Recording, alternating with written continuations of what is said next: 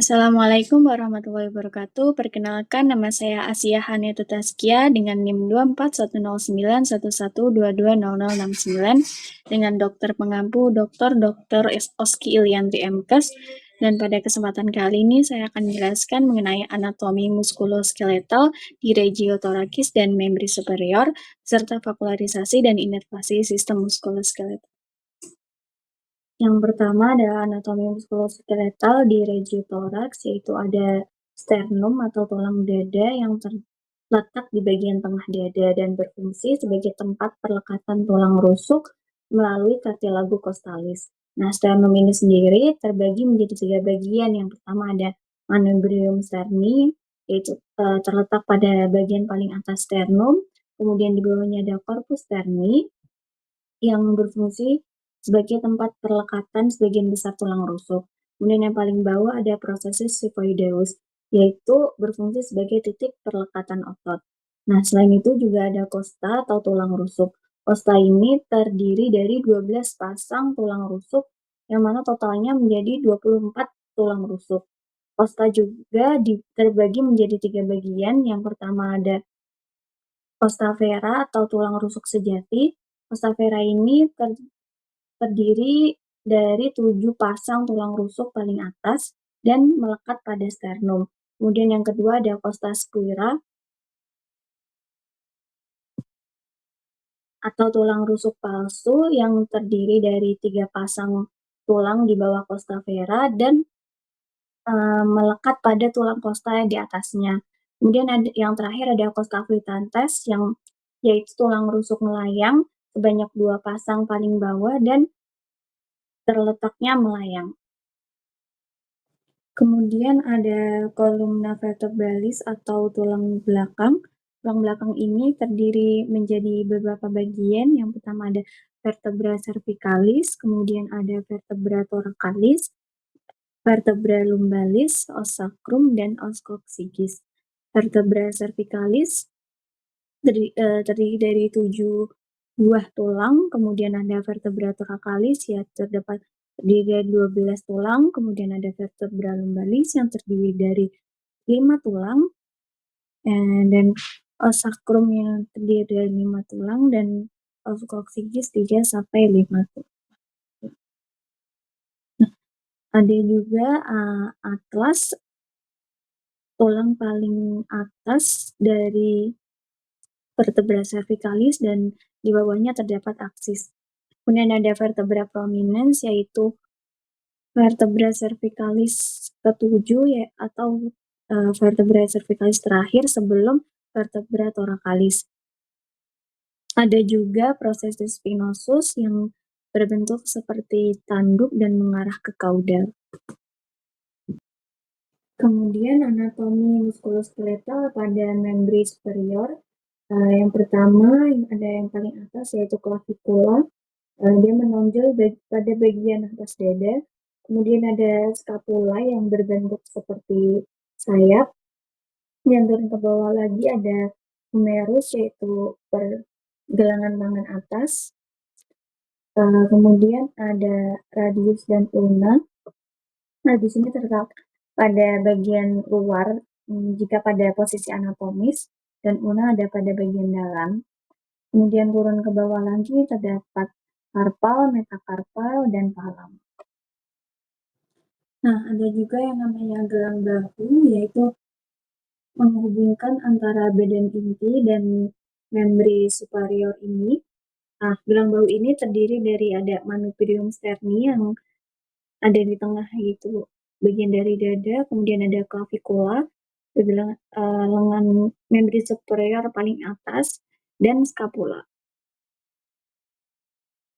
Selanjutnya terdapat otot-otot pada toraks. Yang pertama ada otot pectoralis major, yaitu otot besar yang berfungsi dalam gerakan lengan seperti adduksi pada saat menurunkan lengan dari lengan yang terangkat.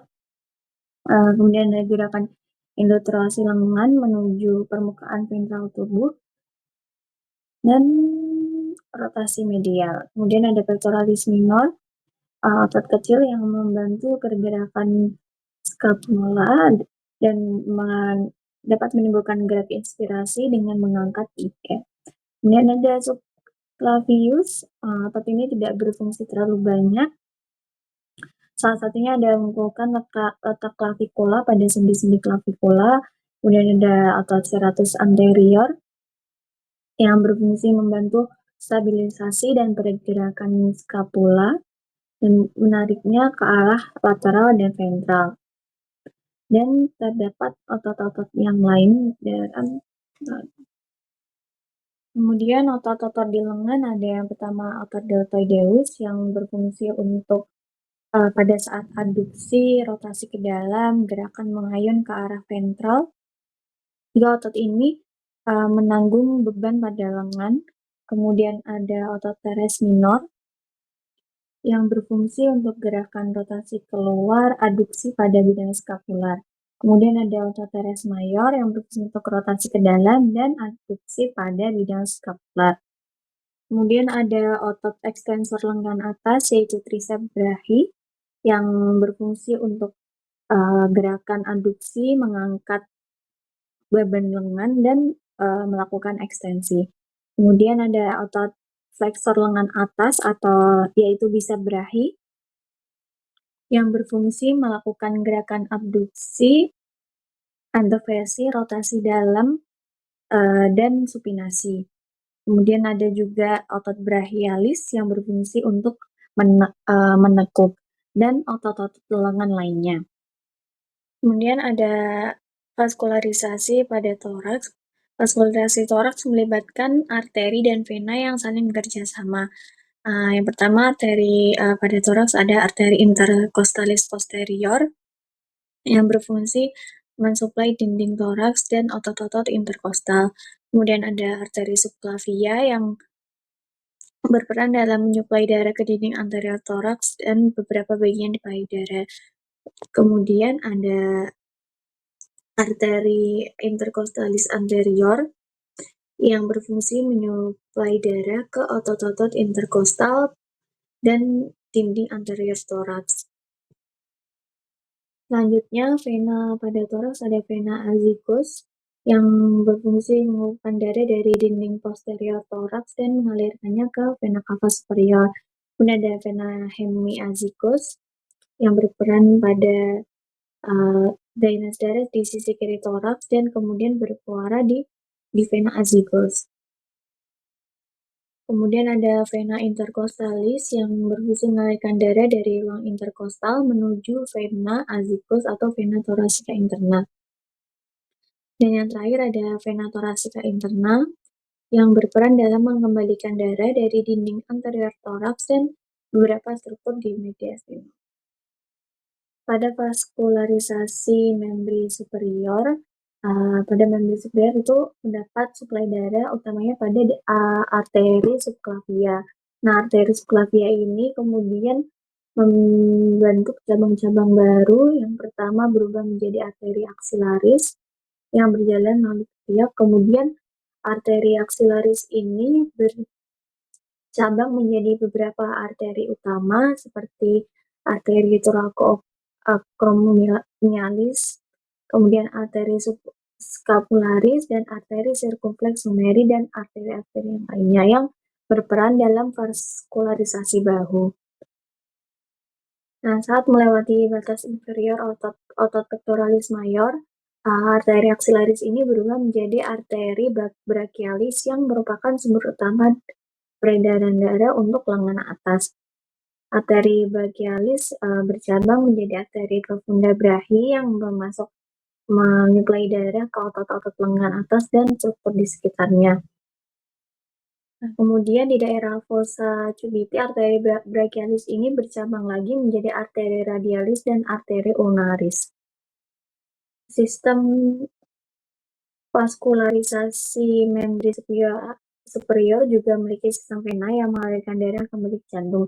Contohnya vena-vena yang ada di membri superior ada vena cephalica, vena basilica, dan vena mediana cubiti yang berperan dalam aliran darah balik menuju vena aksilaris, vena subclavia, dan menuju sentral. Yang terakhir ada inovasi pada membri superior. Eee, Inovasi pada membri superior berasal dari plexus brachialis, yaitu suatu jaringan yang dibentuk oleh rami anterior nervus spinalis dari C5 sampai T1, yang dimana plexus brachialis ini merupakan kumpulan dari persarafan yang mempersarafi seluruh otot-otot pada membri superior, dan dia terdapat pada fossa axillaris. Nah, plexus brachialis ini terdiri dari beberapa komponen. Yang pertama ada radix, ya, ada 5 pasang, yaitu C5, C6, C7, C8, dan T1. Kemudian ada trunkus yang dibagi 3, yaitu superior, medius, dan inferior.